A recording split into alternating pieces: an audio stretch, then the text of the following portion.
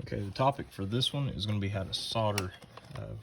I've got a set of alligator leads that I needed for a crossover that I'm in the process of trying to fix for a friend of mine. And I needed another set of leads. So the first thing that I'm going to do, I've already ran the wires through, and then this particular type, they crimp onto the insulation to hold them in place. So I ran the wire through the hole.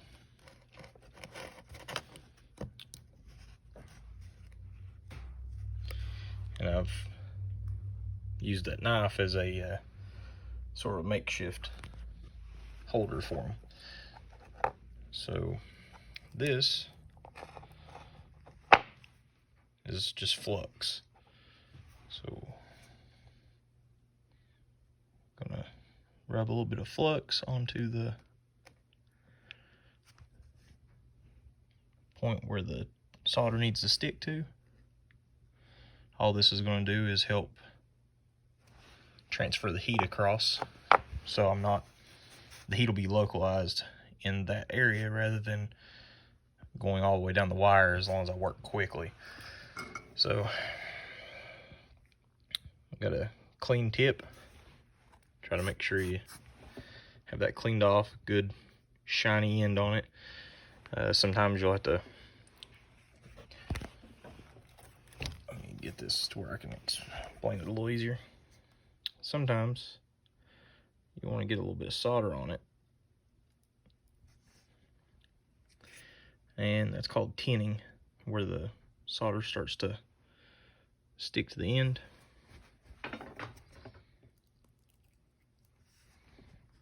That flux, the rosin from the solder, will actually help with that cleaning action.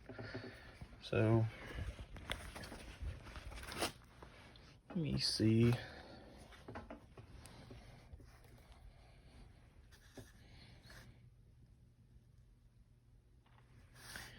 All right.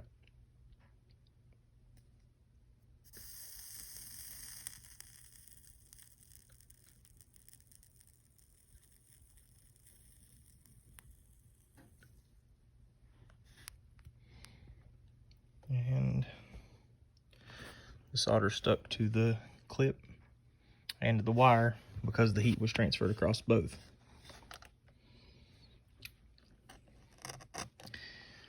And I'll do that to the other one.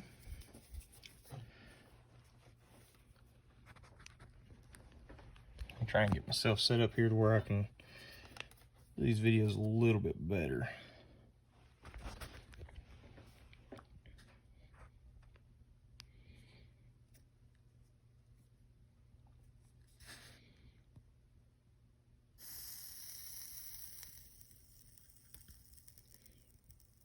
So you want the solder to be going into the piece around the tip. Sometimes you have to get it onto the tip of the soldering iron just to get that heat transfer going. But that one turned out a little bit better. I may go back and hit this one right here. Probably don't even need to transfer any more solder over to it. Just have to get that wire a little bit hotter.